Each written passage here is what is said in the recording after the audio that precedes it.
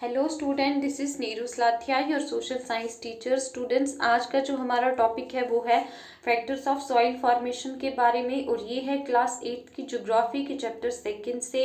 हमारा जो पिछला वीडियो लेक्चर था स्टूडेंट्स, उसमें हमने जाना था लैंडस्लाइड्स के बारे में, व्हाट आर लैंडस्लाइड्स, और उसके काजेस के बारे में जाना था, क्यों होते हैं लैंडस्लाइड्स, और साथ ही साथ हमने ये भी जाना था कि किस तरह से हम जो लैंडस्लाइड्स हैं उनको हम बहुत हद तक हम उनको रोक भी सकते हैं और उनसे अपना बचाव जो है वो कर सकते हैं। आज का जो टॉपिक है स्टूडेंट्स वो है फैक्टर्स ऑफ सॉइल फॉर्मेशन के बारे में। इसमें हम जानेंगे ऐसे कौन कौन से फैक्टर्स हैं जो अफेक्ट करते हैं सॉइल फॉर्मेशन में। ठीक है, तो चलिए शुरू करते हैं हमारा आज का topic, factors of soil formation. सबसे पहला जो फैक्टर है स्टूडेंट्स वो है nature of the parent rock. Second जो है वो है क्लाइमेटिक फैक्टर्स, थर्ड है टोपोग्राफी, फोर्थ है role of organic material, and fifth and last जो है वो है time taken for the composition of soil formation. ये जो 5 फैक्टर्स हैं स्टूडेंट्स, ये 5 फैक्टर्स रिस्पॉन्सिबल है किसके लिए? सॉइल फॉर्मेशन के लिए। ठीक है, क्योंकि सॉइल फॉर्मेशन में ये बहुत ज़्यादा जो है इफेक्ट है वो डालते हैं। शुरू करते हैं हम अपने जो फर्स्ट फैक्टर है हमारा पेरेंट रॉक वाला, जो nature of the parent rock. यहाँ पर पेरेंट मटेरियल लिखा है, आप इससे कंफ्यूज नहीं होना। पेरेंट मटेरियल और पेरेंट रॉक सेम ही चीज़ है। ठीक है, the parent material of soil may be deposited by streams or derived from in situ weathering. तो कहाँ से आती है मिट्टी जो होती है उसकी मतलब वो कहाँ से बनना शुरू होती है? सबसे पहला जो फैक्टर है वो है पेरेंट मटेरियल। कहाँ से आता है ये पेरेंट मटेरियल? तो ये आता है स्ट्रीम से। जो भी नदियाँ वगैरह है, बड़ी बड़ी जो नदियाँ हैं, ये अपने साथ बहाकर जो चट्टानों के जो छोटे छोटे जो टुकड़े होते हैं वो अपने साथ बहाकर लाती हैं, और ये जो टुकड़े होते हैं ये एक जगह पर आकर फिर क्या होते जाते हैं? डिपॉजिट होते जाते हैं। ठीक है, तो वहीं पर डिपॉजिट होने से क्या होता है? बहुत सालों के बाद वहाँ पर क्या तैयार हो जाती है? सॉइल तैयार हो जाती है, मिट्टी तैयार हो जाती है। दूसरा जो रीजन है स्टूडेंट्स वो क्या है? Or derived from in situ weathering. दूसरा ये है कि जो पेरेंट मटेरियल है वो कहाँ से निकलते हैं? इन सिटू वेदरिंग से भी। इन सिटू वेदरिंग हो गया, जैसे मान लो ये रॉक है, ठीक है, तो इस पर क्या हुआ? वेदरिंग का प्रोसेस हुआ। वेदरिंग मीन्स कि बहुत ज़्यादा हाई टेम्परेचर है उसकी वजह से भी क्रैक आ सकता है, बहुत ज़्यादा ठंड है उसकी वजह से भी जो रॉक्स हैं उनमें क्रैक्स आ सकते हैं। तो क्रैक की वजह से जो रॉक है वो छोटे छोटे पीसेस में क्या हो गई? टूट कर तो नीचे की तरफ गिरना शुरू हो जाती है। यही जो छोटे छोटे रॉक्स के जो पीसेस हैं वो नीचे आकर क्या हो जाते हैं? डिपॉजिट हो जाते हैं, और ये भी कुछ समय बाद या कुछ सालों बाद हम कह सकते हैं मिट्टी में चेंज हो जाते हैं। ठीक है, तो समझ में आया पेरेंट मटेरियल या पेरेंट रॉक कहाँ से आते हैं। फिर है soil inherits many properties from the parent material which it forms, for example the mineral composition, the colour, the particle size and the chemical elements.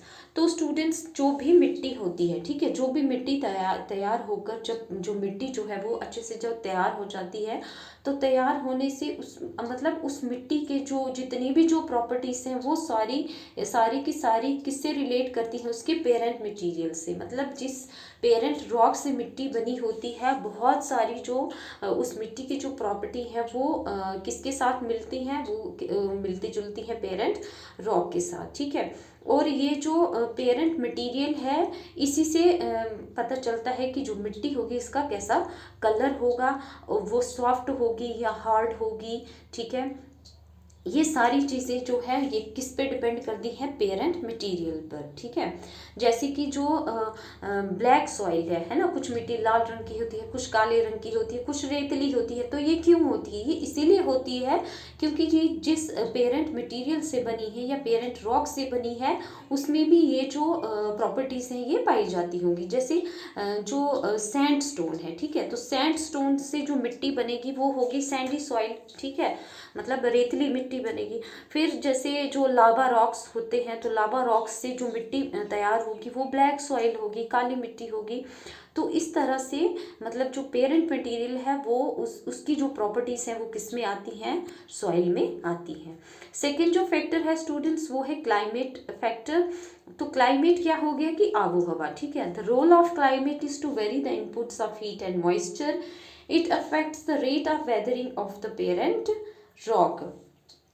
तो क्या होता है स्टूडेंट्स की जो क्लाइमेट है, जो आबो हवा है, ये क्या होती है, हर जगह पर अलग अलग क्लाइमेट आपको देखने को मिलेगा, ये वेरी करती है। ठीक है, एक जगह पर एक क्लाइमेट है तो दूसरी जगह पर दूसरा क्लाइमेट होगा। ठीक है, और साथ ही साथ क्या करता है ये अफेक्ट, इसका क्या असर पड़ता है, इसका असर पड़ता है किस पर, पेरेंट रॉक पर। पेरेंट रॉक पर इसलिए असर पड़ता है क्योंकि ये जो क्लाइमेट होता है, ऐसा क्लाइमेट जिसमें ज़्यादा गर्मी होगी, ज़्यादा मॉइस्चर होगा। ठीक है, जैसे यहाँ पर है, hot and humid environments in general witness the most rapid weathering of the parent materials। तो जिस जगह का क्लाइमेट कैसा होगा, बहुत ज़्यादा गर्म होगा, वहाँ पर मॉइस्चर होगा। ठीक है, बहुत ज़्यादा गर्मी होगी, बहुत ज़्यादा ह्यूमिडिटी होगी, नमी होगी, तो उस जगह पर क्या होगा, जो रॉक्स होगी वो बहुत ज़्यादा क्या होगी, तेज़ी से उनमें क्रैक्स आएंगे और वो ज़्यादा से ज़्यादा जो पेरेंट मटेरियल्स हैं उनसे वो बनती जाएंगी। ठीक है, तो रैपिड वेदरिंग होती है, कहाँ पर होती है, जहाँ पर ये जो हॉट और ह्यूमिड एनवायरनमेंट होता है। ठीक है, तो क्लाइमेट भी अपना एक असर डालता है किस पर, सॉइल फॉर्मेशन में। थर्ड है स्टूडेंट्स टोपोग्राफी। टोपोग्राफी मैंने आपको पहले भी बताया है, 7th में भी हमने पढ़ा था। तो टोपोग्राफी क्या होती है, कोई भी जैसे जगह है, कोई भी ज़मीन है, तो उस ज़मीन मतलब वो देखने में कैसी है। ठीक है, उसका स्टेचू, जैसे हम कहें कि कोई ज़मीन है, कहीं पर वो क्या है, कहीं पे वो ज़्यादा हाइट में है, फिर थोड़ा मतलब थोड़ी डाउन में है, फिर इस तरीके से कहीं पे ऐसी ज़मीन है, तो कहीं पे क्या है, कहीं पे इस तरह से जो ज़मीन है। ठीक है, कहीं पे प्लेन एरिया है, तो टोपोग्राफी होगी कि वो जो ज़मीन है वो दिखने में कैसी है। ठीक है, तो रिलीफ है यहाँ पर, रिलीफ, अल्टीट्यूड एंड स्लोप, ये तीनों चीज़ें इसमें आती हैं। ठीक है, relief, altitude and slope. Relief क्या है, देखो जैसे ये है, मान लो यहाँ पर माउंटेन है। ठीक है, तो यहाँ से ये आ गया प्लेन वाला एरिया। ठीक है, ये यहाँ से थोड़ी डाउनवर्ड है, ये माउंटेन आ गया, हिली एरिया समझो। ठीक है, तो ये हिल है या माउंटेन है, तो यहाँ से लेकर इस पॉइंट से लेकर जो इसके डाउनवर्ड तक पॉइंट है। ठीक है, ज़मीन के यहाँ से लेकर जो हिल तक की जो जो डिस्टेंस होगा उसको रिलीफ माना जाता है। ठीक है, तो अल्टीट्यूड क्या होगी, अल्टीट्यूड होगी इसकी हाइट। और फिर उसके बाद आता है स्लोप। स्लोप आता है इसकी ढलान, मतलब ढलान कैसी है, जैसे यहाँ से ऐसी है, फिर उसके बाद ऐसी है, फिर ऐसी है। तो ये सारी चीज़ें किस में आती हैं स्टूडेंट्स, टोपोग्राफी में। किस ज़मीन का कैसा नक्शा है, वो देखने में कैसी है, तो वो पता चलता है टोपोग्राफी से। तो topography is often considered a passive factor modifying the effect of climate. हाँ, अब ये हम समझेंगे इस लाइन को किसके थ्रू, इस ये जो हमारे पास जो पिक्चर है इसके थ्रू। देखो यहाँ पर क्या हो रहा है, बारिश हो रही है। ठीक है, अब बारिश हो रही है, इस जगह की जो टोपोग्राफी है वो कैसी है, ये जो जगह है, ये जैसे मैंने अभी आपको दिखाया, यहाँ से हाइट में, यहाँ से थोड़ा डाउनवर्ड, और यहाँ से आ गया ये इसका प्लेन एरिया। ठीक है, अब क्या हो रहा है, जब बारिश हो रही है तो बारिश होने से क्या हो रहा है कि ये जो ऊपर जो पहाड़ पर जो मिट्टी है, ठीक है, यहाँ पर तो अच्छी मिट्टी है, लेकिन क्या हो रहा है, जब बारिश हुई तो यहाँ से जो मिट्टी है वो बहकर कहाँ जा रही है, नीचे की तरफ जा रही है, हैं? अब ये मिट्टी यहाँ पर नहीं रुकेगी। ठीक है, क्यों नहीं रुकेगी, क्योंकि यहाँ पर स्लोप है ना, स्लोप। तो ये मिट्टी यहाँ पर रुकने की बजाय कहाँ आकर रुकेगी, यहाँ आके प्लेन एरिया में रुकेगी, क्योंकि यहाँ पर स्लोप मिला। ठीक है, तो यहाँ पर आपको जैसे लिखा है पोर सॉइल्स, यहाँ की जो मिट्टी होगी वो उसका जो फर्टिलिटी रेट होगा वो बहुत कम होगा। क्यों होगा, क्योंकि यहाँ पर जो है जो मिट्टी है वो टिकती ही नहीं है। ठीक है, कौन सी मिट्टी नहीं टिकती है, यहाँ पर जो फर्टाइल सॉइल है वो आपको देखने को नहीं मिलेगी। क्यों, क्योंकि बारिश की वजह से एक तो ऊपर वाली जो अच्छी वाली जो मिट्टी है, फर्टाइल सॉइल है, वो तो निकली, मतलब वो तो नीचे की तरफ, वही साथ ही साथ इस यहाँ पर जो अच्छी वाली मिट्टी थी वो भी नीचे की तरफ बह गई। तो सारी की सारी जो फर्टाइल सॉइल थी वो कहाँ चली गई, वो प्लेन एरिया में चली गई। ठीक है, तो स्लोप पर क्या मिला आपको, पोर सॉइल मिली। ठीक है, फिर थोड़ा जब नीचे आए ढलान की तरफ तो यहाँ पर एवरेज सॉइल मिली, मतलब इतनी ज़्यादा फर्टाइल सॉइल भी नहीं थी लेकिन फिर भी ठीक ही थी। ठीक है, तो क्यों मिली यहाँ पर, क्योंकि यहाँ पर स्टीप स्लोप था। यहाँ पर पोर सॉइल क्यों मिली, क्योंकि यहाँ पर बहुत ज़्यादा ढलान थी। Very little filtration water erodes top soil. तो जब यहाँ पर देखो, आप खुद ही देखो, जब यहाँ पर क्या होगा, बारिश जो होगी वो गिरेगी तो ज़्यादा जो है वो फिल्ट्रेशन नहीं होगी, मतलब पानी जो है अंदर की तरफ क्या होगा, कम जाएगा, और क्या करेगा, अपने साथ जो ऊपर वाली जो लेयर है मिट्टी की वो उसको बहाकर नीचे की तरफ ले जाएगा। ठीक है, फिर इससे जब हम नीचे गए कहाँ, एवरेज सॉइल में, यहाँ पर आपको थोड़ी बहुत अच्छी वाली मिट्टी मिली, तो यहाँ पर जेंटल स्लोप है, मतलब यहाँ पर स्टीप स्लोप नहीं है, यहाँ पर सीधे ऐसे नहीं है, यहाँ पर फिर भी ये थोड़ा रुक कर जाएगी, तो थोड़ी जो मिट्टी है, अच्छी वाली मिट्टी है, वो यहाँ पर ठहर जाएगी। ठीक है, तो यहाँ पर क्या हुआ, यहाँ पर सम फिल्ट्रेशन हुई, लेस इरोजन टॉप सॉइल हुआ। ठीक है, तो यहाँ पर जो है वो पानी अंदर की तरफ गया है, और क्या हुआ है, यहाँ पर जो है अच्छी वाली मिट्टी जो है वो आपको मिली। ठीक है, स्लोप की वजह से। और अब लास्ट में आता है जो प्लेन एरिया। तो प्लेन एरिया में क्या है, प्लेन एरिया में ग्रेट सॉइल आपको देखने को मिली, बहुत ही अच्छी वाली जो फर्टाइल सॉइल है वो देखने को मिली। क्यों, क्योंकि यहाँ पर फ्लैट लैंड था, यहाँ की जो ज़मीन थी वो एकदम फ्लैट थी।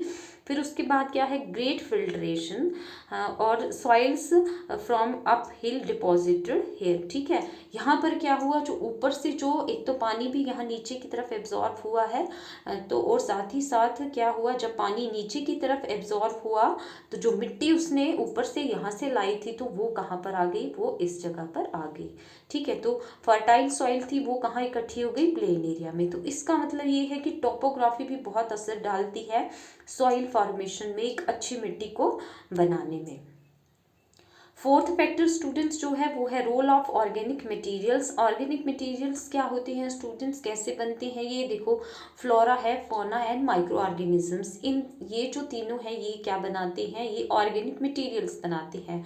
वो ऑर्गेनिक मटेरियल्स जो प्लांट्स के लिए बहुत ही फ़ायदेमंद होते हैं। फ्लोरा हो गया किसी भी जगह की जो वेजिटेशन होती है, मतलब वहाँ पर किस तरह के जो प्लांट्स हैं, ट्रीज हैं, किस तरह के पेड़ पौधे वहाँ पर पाए जाते हैं, तो वो आ गया फ्लोरा में। फौना में क्या आया, फौना हो गया किस टाइप के वहाँ पर एनिमल्स पाए जाते हैं। ठीक है, एनिमल्स वगैरह जो है वो सारे किस में आते हैं, फौना में। माइक्रो ऑर्गेनिजम्स हो गया जो ज़मीन में के नीचे जो कीड़े मकोड़े रहते हैं ज़मीन पर, तो वो आ गया माइक्रो ऑर्गेनिजम्स में। ठीक है, जो ज़मीन के नीचे रहते हैं, छोटे छोटे। तो ये सारे किसमें काम करते हैं, अब देखो, biota in conjunction with climate modifies present parent material to produce soil. तो बायोटा इन सबको कहा गया है इन कंजक्शन विद क्लाइमेट। ठीक है, क्लाइमेट के साथ मिलकर, और ये क्या करते हैं, पेरेंट जो मटेरियल होता है उसके साथ मिलकर जो अच्छी वाली जो सॉइल है वो बनाते हैं। कैसे बनाते हैं, देखो, the kind and amount of plants and animals that exists bring organic matter into the soil system as well as nutrient elements. This has a great effect on the kind of soil that will form. देखो कैसे, देखो जो भी flora होगा, मतलब जितनी भी तरह के वहाँ पे प्लांट्स है या ट्रीज हैं, वो क्या होंगे, एक दिन वो खत्म होंगे। तो खत्म होने के बाद वो कहाँ, वहीं के वहीं दफन हो जाते हैं, है ना, मिट्टी में दब जाते हैं। फिर है फौना, जो भी मतलब जानवर वगैरह हैं, तो जो वो भी क्या है, वो मरने के बाद उसी जो वही जो मिट्टी है वहीं पे क्या होंगे, वो दफन हो जाएंगी। तो जो माइक्रो ऑर्गेनिजम्स होते हैं छोटे छोटे, वो क्या कर देते हैं, इनको डिकम्पोज कर देते हैं, डिके कर, मतलब खत्म कर देते हैं इनको। ठीक है, तो इनको ख़त्म करने के बाद क्या हो जाता है, मतलब जब ये मिट्टी में दफन हो जाते हैं और जो छोटे छोटे माइक्रो ऑर्गेनिजम्स हैं इनको डिकम्पोज कर देते हैं, तो उसके बाद क्या तैयार होता है, उसके बाद इनसे ऑर्गेनिक मैटर तैयार होता है, जो किसके लिए हेल्पफुल होता है, जो सॉइल जो होती है, मिट्टी जो होती है, उसके लिए हेल्पफुल होता है। क्यों, क्योंकि से उससे क्या होता है, सॉइल की जो न्यूट्रिएंट, सॉइल के में जो न्यूट्रिएंट एलिमेंट्स होते हैं वो देखने को मिलते हैं। ठीक है, जिससे उसमें अगर आप कोई भी प्लांट लगाओगे तो उसका जो, जैसे कि ह्यूमस है ना, तो ह्यूमस किसकी एग्जाम्पल आ गई, यही ऑर्गेनिक मैटर की एग्जाम्पल आ गई।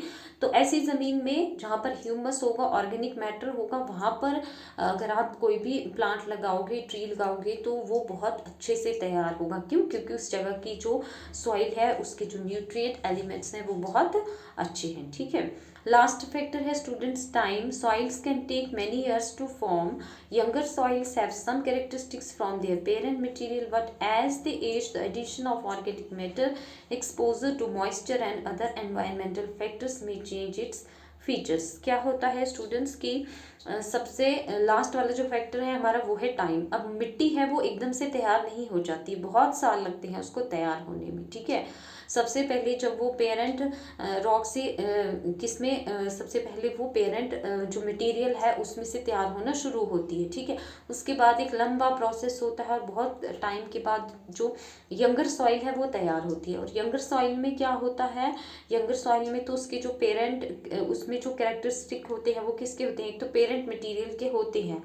ठीक है, लेकिन जैसे जैसे वो मिट्टी पुरानी होती जाएगी वैसे वैसे क्या होगा उसमें ऑर्गेनिक मैटर जो हमने अभी पढ़ा, ठीक है, वो भी उसमें ऐड होगा. फिर उसके बाद जो मॉइस्चर होगा मतलब उस ज़मीन का वो भी ऐड होगा.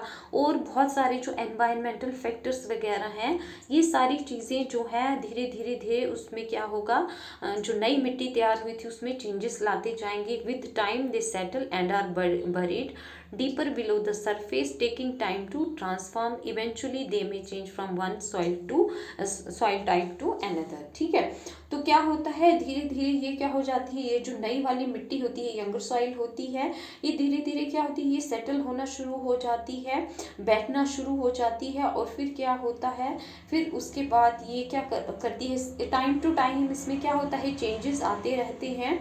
और क्या होता है चेंजेस आने की वजह से ये एक फॉर्म से दूसरे फॉर्म में चेंज हो जाती है. ठीक है, जैसे नई मिट्टी थी तो नई मिट्टी के बाद उसमें ऑर्गेनिक मैटर जो है वो ऐड हुआ. पहले क्या था उसमें, पहले तो सिर्फ उसमें पेरेंट मटेरियल ही था यंगर सॉइल में, लेकिन उसके बाद टाइम टू टाइम उसमें क्या हुआ, मॉइस्चर ऐड हुआ, फिर ऑर्गेनिक मैटर ऐड हुआ, फिर एनवायरमेंटल जो फैक्टर्स से बहुत सारी जो चीज़ें थी इन सब की वजह से उस मिट्टी में चेंजेस आ गई. और वो एक फॉर्म से उसने अपनी जो मिट्टी है उसने अपनी जो दूसरी फॉर्म में वो चेंज हो जाती है. ठीक है, तो इस मतलब इससे हमें पता चलता है कि जो मिट्टी है उसको बनने में बहुत जो टाइम है वो लगता है. ये थे स्टूडेंट्स हमारे आज का टॉपिक जिसमें हमने जाना वो 5 फैक्टर्स जो रिस्पॉन्सिबल होते हैं किसके लिए, सॉइल फॉर्मेशन के लिए. आई होप आपको सब अच्छे से क्लियर हुआ होगा. Thank you.